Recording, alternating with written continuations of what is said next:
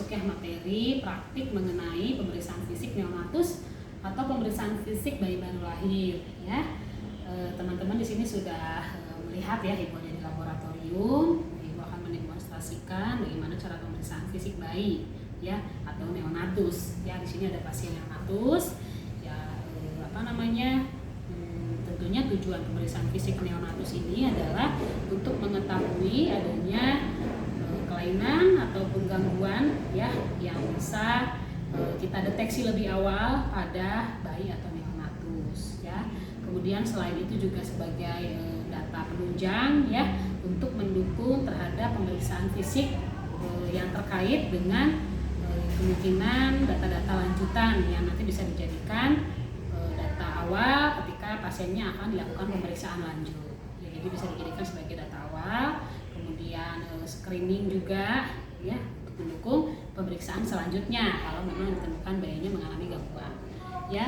Yang pertama kita adalah persiapan alat ya. Di sini ada timbangan, kemudian stetoskop bayi ya, kemudian ada pengukur berat badan midline, kemudian termometer ya, kemudian pen light, kemudian refleks hammer ya, kemudian tong spatter ya untuk memeriksa bagian dalam mulut ya. Kemudian ada kapas di sini untuk mengecek refleks mengedip ya.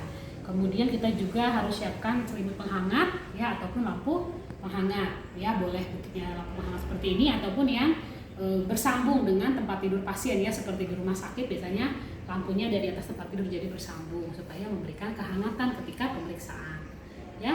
Pertama-tama kita adalah setelah menyiapkan alat ya di ruang perawatan ya, kita inform consent dulu sebelum membawa alat kepada orang tuanya ya. Setelah alat kemudian kita ke persiapan bayi, kita menjelaskan kepada orang tua ya bahwa hari ini kita akan melakukan pemeriksaan ya. Selamat pagi Ibu ya, saya Suster Angel yang hari ini akan melakukan pemeriksaan fisik ya untuk melihat ataupun melakukan pengecekan apabila anak ibu mengalami gangguan-gangguan tertentu, dan kita juga supaya tahu ya Bu ya berat badannya ya, tanda-tanda vitalnya, pernapasannya, jantungnya, supaya bisa terdeteksi lebih awal ya.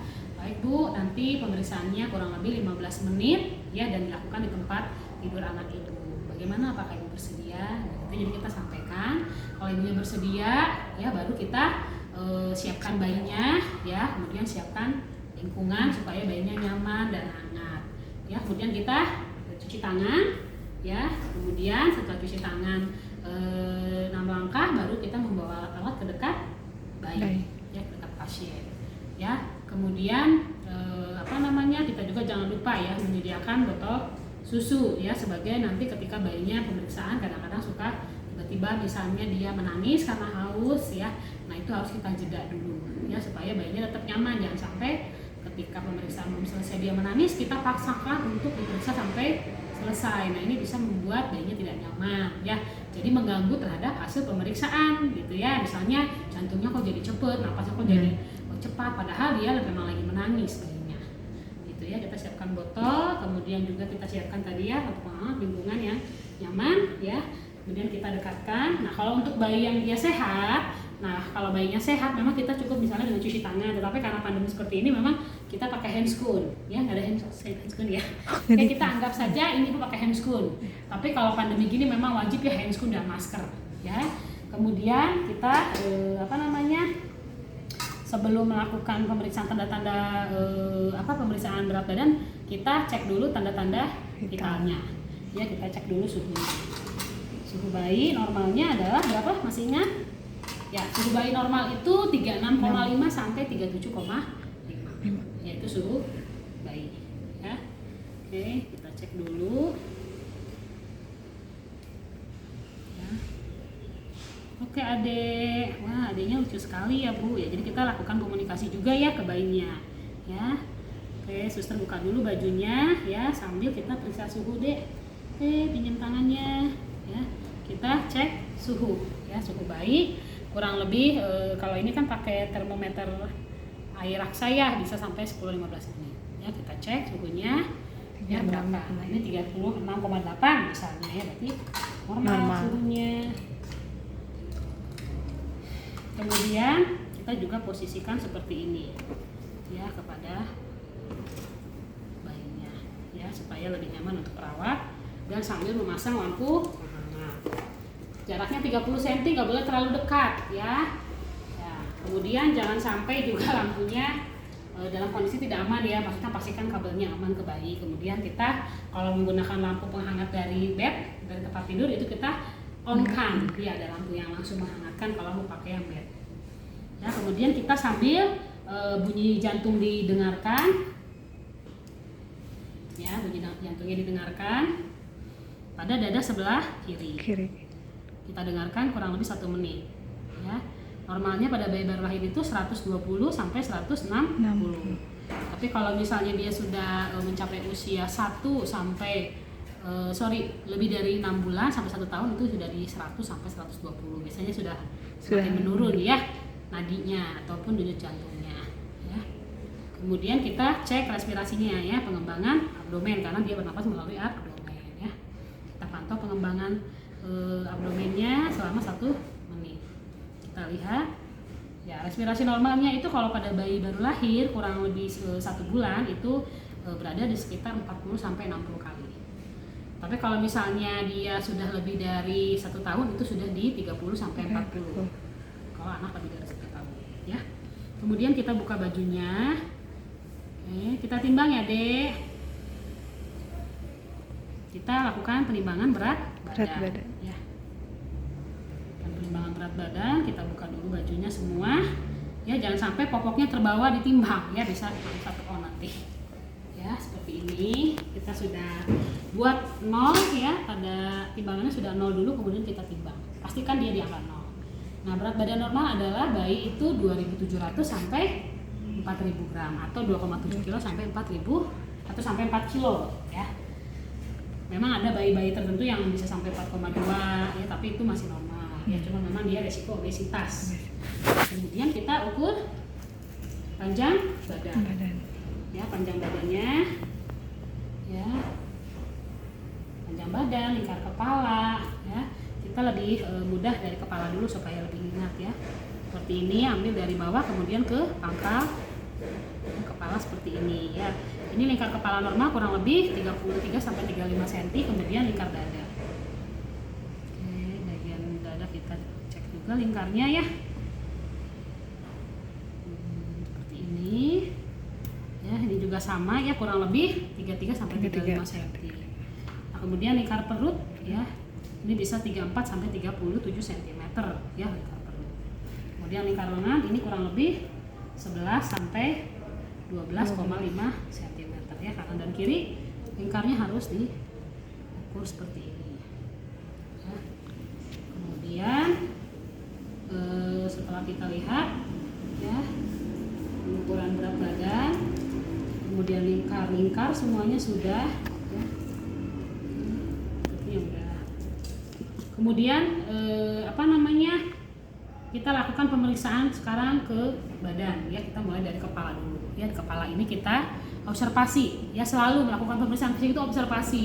Jadi tidak langsung diauskultasi ataupun langsung diperkusi, tapi lakukan dulu pemeriksaan inspeksi. Kita melihat, mengamati ya, mengobservasi ya, bagaimana kulit kepala ya, kemudian bagaimana struktur kepalanya, rambutnya ya, kemudian kesimetrisan ya. Kemudian kita lakukan palpasi pada bagian tulang kepala ya, seperti ini. Ini ada garis-garis ya, sutura-sutura, mungkin teman-teman masih ingat ada sutura ya, belahan-belahan pada kepala ya. Kemudian kita lakukan perkusi secara perlahan ya pada bagian tulang-tulang tersebut ya. Apakah dia ada gangguan pada tulang tengkorak ya. Kalau misalnya diketuk dia tidak ada suara yang padat gitu ya, suaranya lebih padat, nah itu berarti dia kemungkinan ada keretakan ya, ataupun pada saat tadi kita palpasi seperti ini dia ada yang lembek ataupun sangat lunak, bahkan tidak ada tulang. Nah itu kemungkinan terjadi gangguan pembentukan tulang kepala ya, biasanya kelainan pada bayi baru lahir ya. Kemudian kita tadi sudah memperhatikan bentuknya, kemudian sudah lakukan palpasi, perkusi, ya. Kemudian kita juga lihat daerah wajah, ya, wajahnya secara keseluruhan, kesimetrisannya, ya. Kemudian lihat mata kanan dan kirinya, ya, seperti apa, ya. Biasanya kalau bayi baru lahir itu dia lebih banyak matanya tertutup, ya, karena tertidur. Kemudian biasanya ketika menangis air matanya lebih sedikit. Kemudian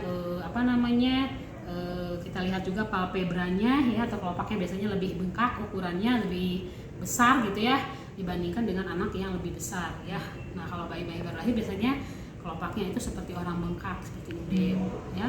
Kemudian di mata juga kita lihat biasanya ujung mata, ya, ini sejajar dengan ujung telinga. Nah, itu berarti normal. Kemudian kita juga lihat di di matanya, ya, dengan pen light kita lihat pupil, ya, seperti ini, ya. Jadi dalam kondisi matanya terbuka, ya. Biasanya kalau kita periksa bayi itu sedang tertidur, tapi kalau memang bisa sempat dilihat itu bisa dengan dibuka atau ketika dia bangun lebih mudah, ya. Jadi kita lihat dari dalam ke luar seperti ini. Kita lihat pupilnya, ya. Kemudian kita lihat juga refleks cahaya. Ketika tadi cahaya ditempel ataupun diarahkan ke mata, ya, dengan cepat, tidak boleh terlalu lama karena takut melukai kornea. Biasanya matanya langsung mengedip, ya, seperti ini. Nah, itu biasanya dia langsung mengedip sebagai refleks cahaya, ya. Kemudian refleks mengedip, ya, itu bisa dengan menggunakan kapas seperti ini, ya. Ketika lebih kita aman berarti. Bisa menggunakan kapas, bisa menggunakan telunjuk, ya. Misalnya kita lakukan pengetukan seperti ini, ya, atau boleh dengan telunjuk seperti ini. Nah, nanti matanya akan spontan mengedip, ya, ini, ya, atau boleh tadi dengan ini, ya. Kemudian refleks yang ada di mata juga selain refleks mengedip, refleks cahaya tadi, ya, kemudian refleks pupil, ya, atau refleks cahaya. Nah, kemudian refleks doll eyes. Jadi ketika kita miringkan salah satu bagian ke arah, misalkan ke arah kanan saya seperti ini. Nah, ketika dia matanya sedang membuka, dia akan mengarah ke berlawanan. Jadi kalau ibu geser ke arah kiri bayi, bola matanya akan ke arah kanan. Kalau ibu geser dia ke arah kanan bayi, bola matanya akan ke arah kiri. Kemudian kita setelah melihat bola matanya, ya, refleks namanya itu doll eyes, ya, refleks doll eyes, refleks seperti boneka. Jadi ketika tadi kita miring kanan, dia akan lihat ke kiri. Ketika miring kiri, dia lihat ke kanan. Kemudian kita lihat ke arah hidung, ya, kita lihat ke arah hidung, ya. Di hidung itu kita lihat kesimetrisannya, ya, sama mungkin tadi dengan mata, ya. Kemudian kita lihat lubang hidungnya utuh, ya, tidak ada pembelahan seperti labio, palatus, kisis, ya. Jadi lubang hidungnya itu utuh. Kemudian kita lakukan palpasi untuk tulangnya, ya. Tulangnya itu biasanya lunak, ya. Lunak artinya tidak lembek tapi tidak terlalu keras. Jadi ada tulang lunaknya. Kemudian patensi nasalnya juga, ya, ada tulang patensi nasal yang kokoh, ya. Kemudian kita juga lihat aliran napasnya dengan kapas seperti ini, ya. Kalau misalnya ada aliran napas yang membuat kapas ini bergerak, nah itu bahwa pernapasannya baik pada kedua hidung. Jadi ceknya dua-duanya kanan dan kiri. Kemudian di hidung biasanya ada refleks bersin. Pada bayi baru lahir biasanya mereka tiba-tiba bersin gitu, ya, itu normal. Kalau misalnya dia frekuensinya belum terlalu sering, ya, tapi kalau misalnya sehari bisa 5 kali, nah itu mungkin bisa jadi dia kedinginan, ya, ataupun sebagai mekanisme coping, ya, mungkin dia merasa ada benda asing seperti kuman, ya, yang masuk melalui saluran pernapasan ataupun debu dan yang lain, ya. Kemudian setelah ke hidung kita ke telinga, ya. Ke telinga sebenarnya pemeriksaannya dari hidung bisa langsung ke mulut, bisa ke telinga, ya. Kita masuk dulu ke telinga. Biasanya telinga ini kita lihat dari bentuknya dulu, kanan kiri harus sama, ya. Kanan dan kirinya sama. Kemudian daun telinga, dan di dalamnya itu adalah bagian-bagian telinga dalam, ya. Kemudian kita cek dengan pen light, ya, seperti ini. Nah, ya, kita cek telinga bagian dalam, ya. Sama mungkin tadi di hidung juga kita biasanya cek juga, ya, bagian dalam. Biasanya di bagian dalam telinga ataupun hidung kita mengecek takutnya gitu, ya, ada keluaran darah, ya, ataupun ada pembesaran ataupun massa, ya mungkin sebesar biji kacang hijau gitu ya besarnya, karena kita tidak tahu apakah itu tumor ya, kadang-kadang yang bisa menjadi bawaan sejak lahir, itu harus dicek ya. Kemudian kita juga cek palpasi tulang telinganya fleksibel atau tidak. Kemudian selain itu kita juga berikan refleks pada bayi, yaitu dengan memberikan suara seperti ini. Nah, adek ya. Nah, itu adalah suara seperti memberikan kejutan. Nah, tangannya biasanya akan mendekat, kemudian jari akan membentuk huruf C, kemudian kakinya itu akan maju ke depan lurus seperti ini. Nah, tangannya seperti ini. Nah, seperti ini tangan, kemudian kaki lurus, itu namanya refleks moro atau refleks kejut, karena tadi ada suara kejutan yang diberikan. Kemudian setelah di telinga, kemudian ke mulut. Ada kelainan bibir sumbing atau labiopalatoskisis. Ya, mungkin teman-teman pernah dengar ya bibir sumbing. Kemudian kita juga lakukan pengecekan refleks, namanya refleks hisap atau refleks sucking. Nanti bayi akan mengedot atau menghisap dengan kuat. Kemudian refleks rooting dengan memberikan sentuhan pada ujung bibir sampai ke dekat telinga seperti ini. Nanti dia akan mengikuti gerakan tangan kita. Begitu juga yang sebelah kanan bayi, dia akan mengikuti ya arah gerakan tangan yang memberikan sentuhan pada pipinya. Ya, kemudian kita juga lihat di mulut bayi itu kadang-kadang bayi akan melakukan refleks yang spontan, namanya refleks gag. Ya, refleks gag bisa dengan menggunakan tong spatel, ya, tong spatel yang kecil, yang ukurannya kecil dan berbahan plastik, ya, itu bisa dilakukan untuk mengecek refleks gag, ya, seperti ini, ya. Jadi kita agak lakukan penekanan sedikit, ya. Ini ukurannya lebih kecil dari ini, kalau ini kan biasanya setengah. Kita cek seperti ini, ya. Kemudian nanti dia akan mengeluarkan atau menjulurkan lidah, itu spontan, berarti dia normal, ya. Artinya ada refleks ingin muntah, gitu ya, ketika kita tekan lidahnya seperti ini secara perlahan. Ya, kemudian di mulut sudah, kemudian kita ke arah leher. Nah, leher bayi ini biasanya bentuknya tebal, berlipat ya. Bayi itu kan seperti ini ya, lemak-lemak yang bergulung-gulung gitu ya di leher, berlipat-lipat. Ya, jadi lipatannya ini namanya rugae-rugae ya. Di lehernya itu banyak rugae-rugae yang berlipat. Kemudian di leher ini juga kita bisa lihat apakah ada pembesaran vena atau tidak ya dengan melakukan palpasi leher. Ya. Kemudian leher bayi juga bisa kita cek untuk refleks tonic neck ya dan bull neck. Bull neck itu ketebalan ya. Jadi lehernya tuh seperti ada lemak yang berlipat ya, itu normal. Ya, kemudian tonic neck refleks itu kita dengan mengangkat kepala bayi ceknya. Kemudian bayi akan menahan pada bagian leher dan kepala itu seperti menahan tangan perawat yang mengangkat seperti ini. Jadi ada tahanan dari bayinya sendiri. Nah, itu normal, bagus ya, berarti kekuatan otot yang lehernya baik atau nervous refleks yang mengatur koordinasi tubuhnya baik ya pada bagian leher sampai kepala. Kemudian ke abdomen ya. Di abdomen ini kita lihat payudara ya, simetris atau tidak kanan dan kiri. Kemudian apakah ada benjolan yang berbeda antara kanan dan kiri ya. Kemudian kita lihat juga kalau bayi-bayi baru lahir itu dia kadang-kadang mengeluarkan bercak-bercak putih pada area puting. Nah, itu normal. Ya, karena kan dia lagi proses adaptasi ya, dari mulai plasenta yang tadi yang terpisahkan ketika dia di dalam kandungan, dia harus terpisah dari ibunya. Ya, jadi ada hormon-hormon tertentu yang bisa merangsang pengeluaran tadi ASI, tapi bukan berarti dia ASI-nya banyak, bukan, tapi ada bercak-bercak putih. Ya, adaptasi bayi dari mulai kandungan sampai ke dia dunia luar, gitu ya, ke extrauterin namanya.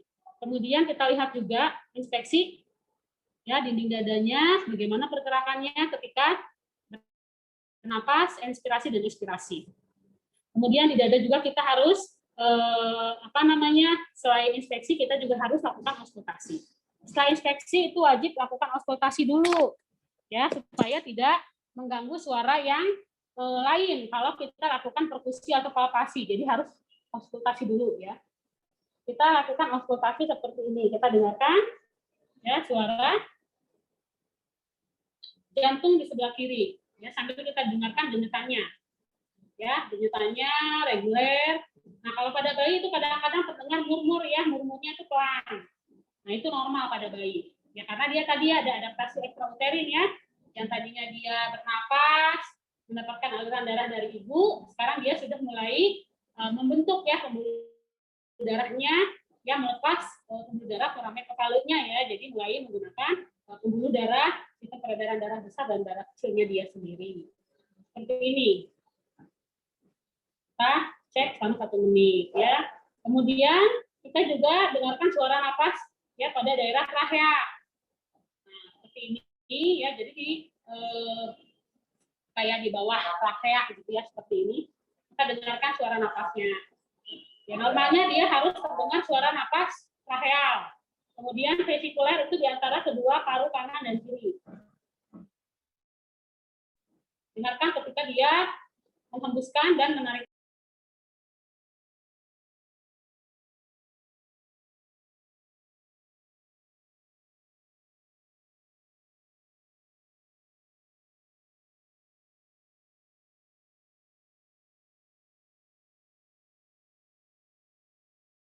Mohon maaf Bu, suaranya nggak kedengaran Bu.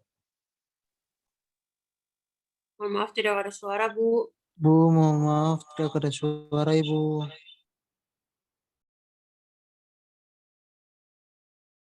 Tidak ada suara, Ibu.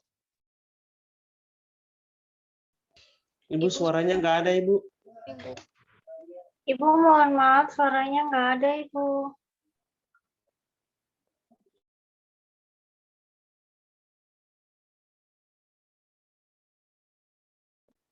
Ketua tolong dong. Bilangin ke Ibu. Nggak ada suara, Bu.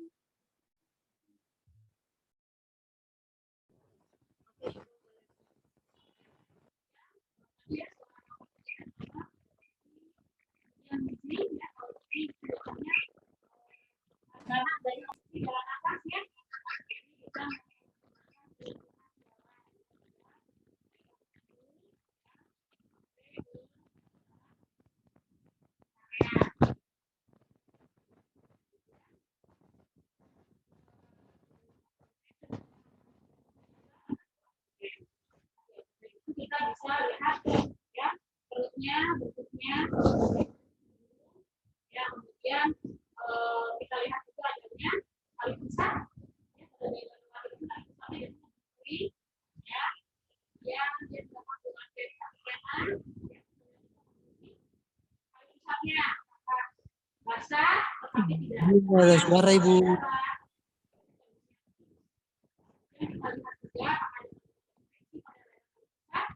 kita lihat juga ada nama pemerahan pada pusat bahkan sampai dulu itu terdeteksi. Dan kita mendengarkan suara abdomen. Ya, pada angka 1, 2, 3, dan 4.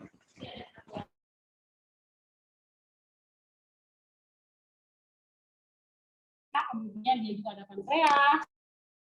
Kemudian ada usus halus, ya. Kemudian di kuadran 2 yaitu ada limfa. Kemudian dia ada kolon ya, usus halus ya, baik yang transfendum. Kemudian di sini juga ada lambung ya sebelah kiri. Kemudian di kuadran 3 kiri bawah itu dia ada ginjal ya. Kemudian perbatasan antara kuadran 2 dengan 3 itu ada ginjal, di samping umbilikus ya, tali pusat itu dia di bawahnya ada ginjal. Kemudian usus halus dan usus besar. Ya, tadi kan usus halus itu kan memanjang, jadi dia sebagian organnya akan terbuka di bagian bawah ya, kuadran 3. Kemudian kuadran 4 ini juga sama, ada umbilikus ada kolon transfendum ya, kemudian di situ juga ada usus besar ya, kemudian ada ginjal ya. Nah, ginjal itu kan letaknya kanan dan kiri. Ya. Nah, itu adalah untuk kuadran-kuadrannya. Sekarang kita dengarkan ya. Kita dengarkan bunyi misi khusus. Secara normalnya 5 sampai 35 kali per menit. Ya, biasanya suaranya itu per 10 sampai 15 detik baru muncul bunyi ya, bunyi ataupun bising yang dimunculkan dari abdomen. Ya, biasanya kita dengarkan dulu secara hening, kira-kira menit ke-10 biasanya dia mulai muncul bunyi-bunyi bising usus. Ya, seperti ini.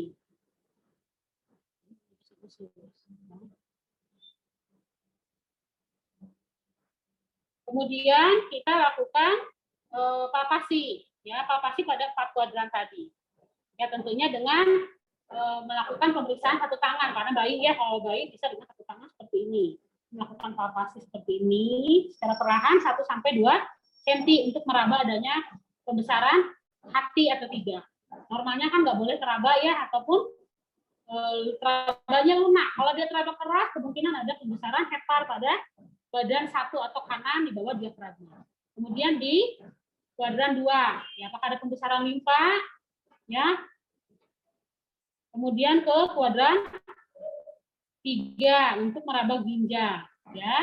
Seperti ini. Kalau misalnya bayinya kalau bayi biasanya lebih mudah ya untuk melakukan pemeriksaan seperti ini, kecuali kalau dia yang anaknya udah usia lebih besar, itu kita boleh dengan mengangkat pinggang bawah kemudian diangkat ke atas sedikit seperti ini kalau penampakannya. Nah, ini angkat ke atas kemudian agak ditekan kurang lebih 2 cm supaya melihat apakah ada pembesaran, pembengkakan ginjal, ya, ataupun adanya massa ataupun penumpukan pada daerah usus ataupun rektum, ya. Misalnya adanya megakolon, ada penumpukan feses, ada pembesaran ginjal. Nah, ini juga sama, diangkat sedikit area pinggang bagian atas, kemudian ini agak ditekan, ya. Dengan perlahan kurang lebih 1 sampai 2 cm kedalamannya. Ya. Kemudian kita lakukan perkusi, ya. Nah, untuk melakukan perkusi, mungkin tadi yang bagian dada kelewat ya yang perkusi, ini bunyinya redup, ya pada daerah yang berisi jantung. Ya, kalau yang dia bukan di daerah jantung, seperti sebelah kanan, ya itu kan kosong isinya ya di rongga dada, itu bunyinya sonor. Ya, kalau isinya cairan dia hipersonor. Ya. Kemudian di abdomen, ya kita lakukan perkusi abdomen. Ya. Untuk abdomen itu kalau yang dia bunyinya timpani itu pada daerah yang letaknya adalah usus, ginjal, ya. Kemudian dia kadang-kadang bunyinya pekak timpani kalau dia pada daerah seperti hepar, ya, kemudian limfa, ya, yang organnya dia ukurannya lebih besar. Ya, kalau bagian bawah dia bunyinya lebih timpani. Ya, kalau misalnya ada cairan ataupun mungkin uden, ya biasanya itu bunyinya hipertimpani ya pada abdomen. Kemudian kita ke arah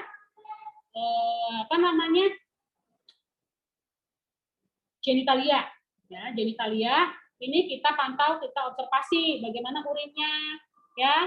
Normalnya 24 jam bayi lahir harus sudah BAB, WAK. Normalnya bayi 24 jam harus sudah BAB. Ya, jadi harus sudah buang air besar. Kalau dia dalam 24 jam belum BAB, belum buang air kecil, nah ini harus dilakukan pemeriksaan lebih detail. Terutama kalau dia tidak buang air kecil. Ya, kemungkinan ada gangguan ya pada saluran uretranya, bisa hipospadia atau epispadia. Ya, jadi kita harus lakukan pemeriksaan lebih lanjut. Kemudian kita lihat ya inspeksi dari alat kelamin baik perempuan dan laki-laki ya. Kalau perempuan berarti kan terdiri dari labia mayora yang bagian dalam yang ukurannya dia lebih lebar besar ya. Kemudian yang labia minora itu yang bagian dalam yang menonjol sampai keluar.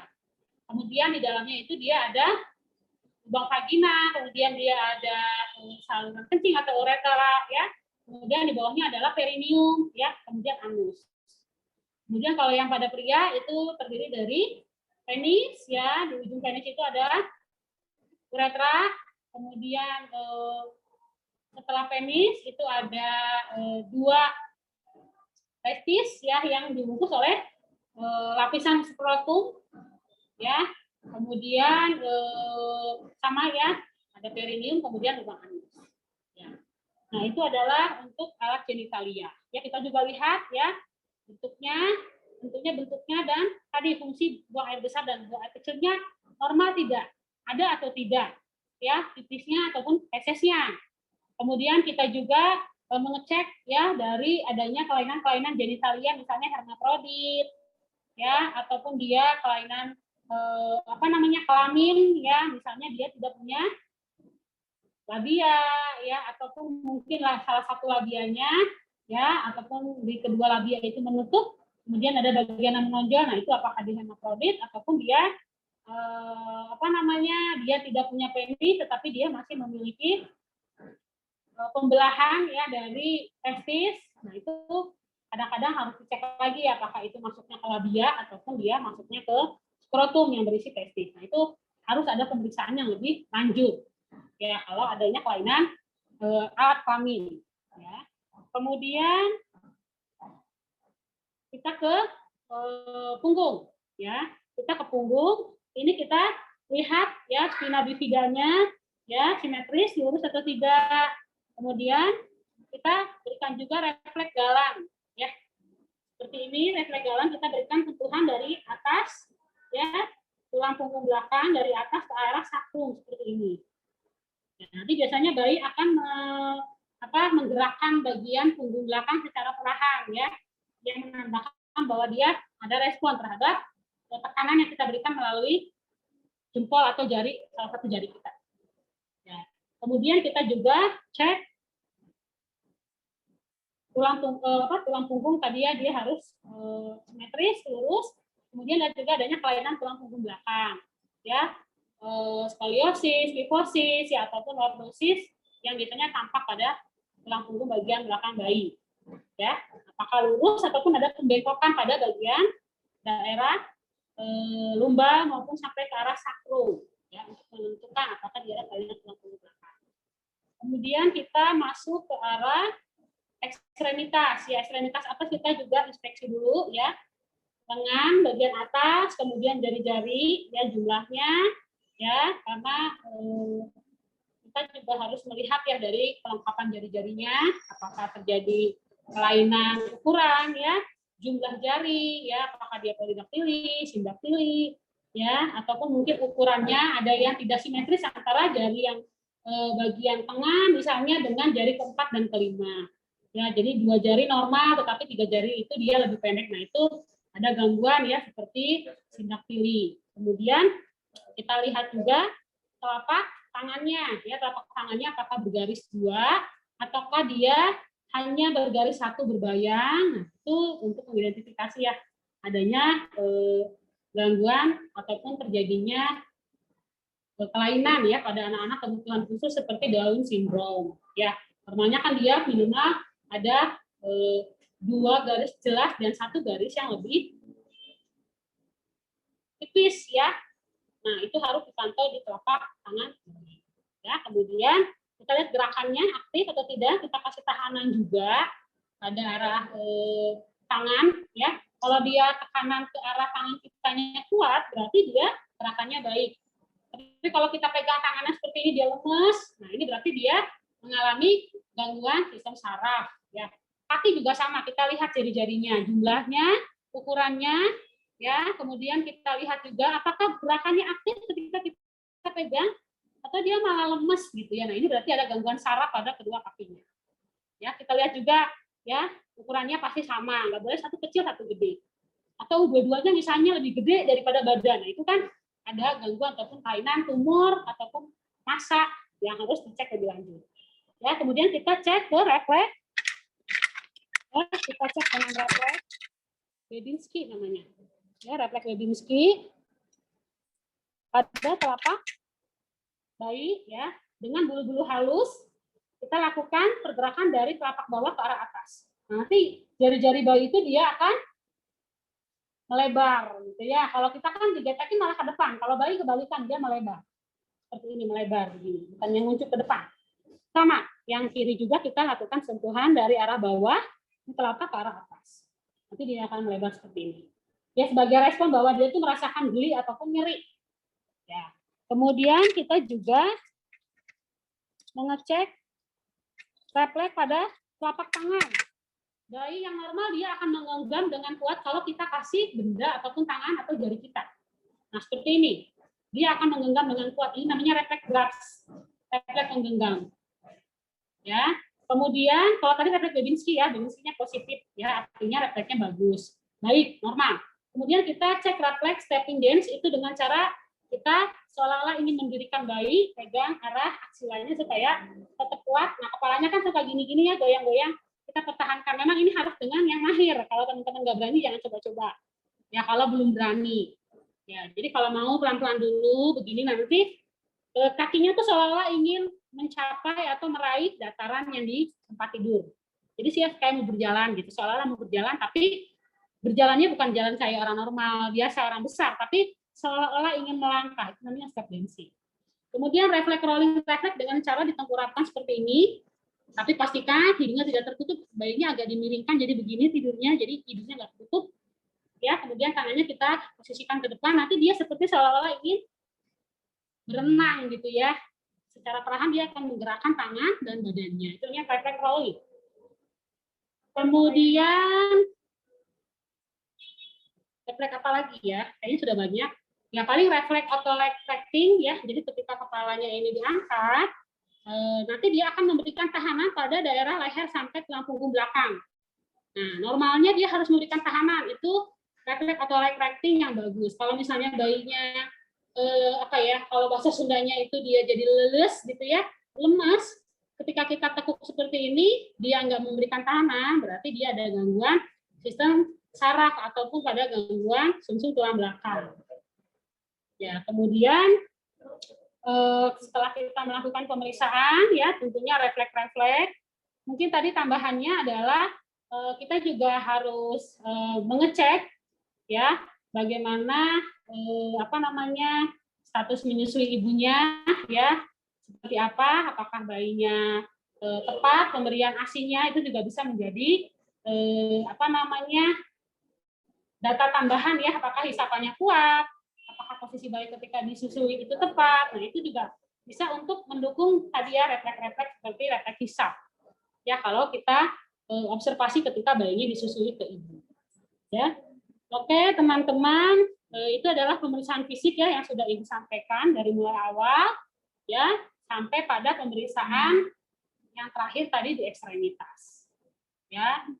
Itu adalah refleks-refleks fisiologis yang artinya teman-teman harus ketahui ya, kalau misalnya ada refleks-refleks yang tidak bisa dilakukan oleh bayi tersebut seperti tadi yang Ibu sampaikan, nah itu kemungkinan dia ada gangguan ataupun kelainan yang tentunya kita harus melakukan pemeriksaan lanjut ya dengan kolaborasi tentunya dengan dokter yang berkaitan ya, apakah dengan dokter spesialis anak ataupun gangguan persarafan ataupun gangguan pertumbuh perkembangan. Ya baik, kita sudah melakukan pemeriksaan fisik ya pada bayi.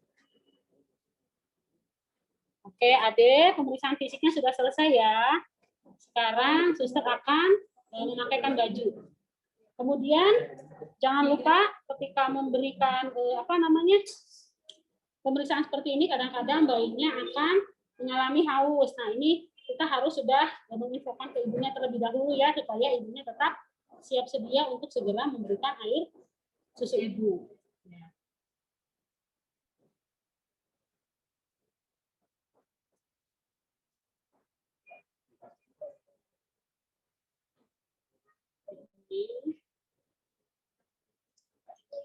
Kalau misalnya bayinya tidak langsung menyusui kepada ibunya, boleh memberikan dengan susu di dalam botol.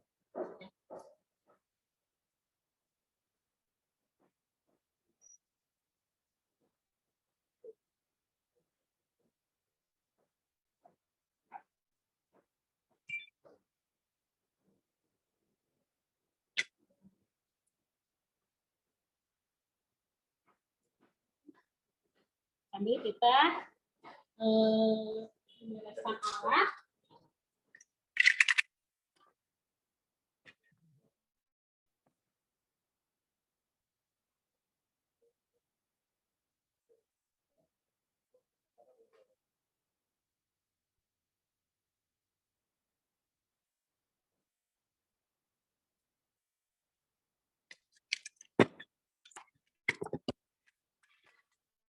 Kemudian kita berikan bayi kepada si ibu ya, kalau misalnya ibunya memang sudah dalam satu ruangan ya, kecuali kalau dia pisah ruangan boleh kita memberikan bayi ASI ya ataupun susu dalam botol. Jadi teman-teman biasanya nanti akan ada waktu-waktunya bahwa bayi tersebut ketika diperiksa menangis tiba-tiba. Nah, itu boleh berhenti dulu.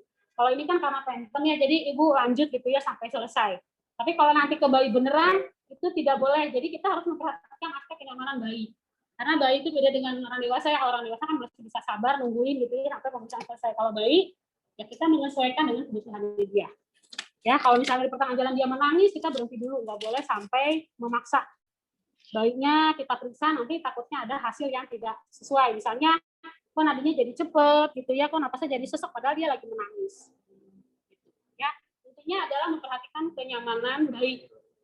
Itu. Karena ini beda dengan orang dewasa, gitu ya. Oke, kita sudah melakukan pemeriksaan, ya.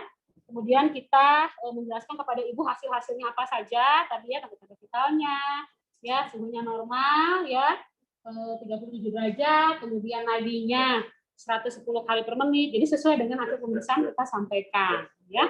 Kemudian kita sampaikan juga bahwa refleks-refleksnya baik, ya. Untuk hari ini pemeriksaannya bayinya tidak ada gangguan ataupun kelainan yang ditemukan. Ya, kemudian kita tanyakan bagaimana respons ibunya, apakah ada yang mau ditanyakan, ya kita tanyakan ke ibunya. Nah, kalau misalnya ibunya tidak ada ditanyakan, boleh kita terminasi ya, kita bisa meninggalkan ibu dengan baiknya. Ya, kemudian kita bawa ke ruang perawat ya, alat-alatnya, kemudian cuci tangan dan dokumentasi. Dokumentasinya tentunya hasil-hasil semua pemeriksaannya tadi. Ya, dari mulai berat badan, ikal kepala semua sampai ke pemeriksaan refleks. Ya, oke, baik teman-teman.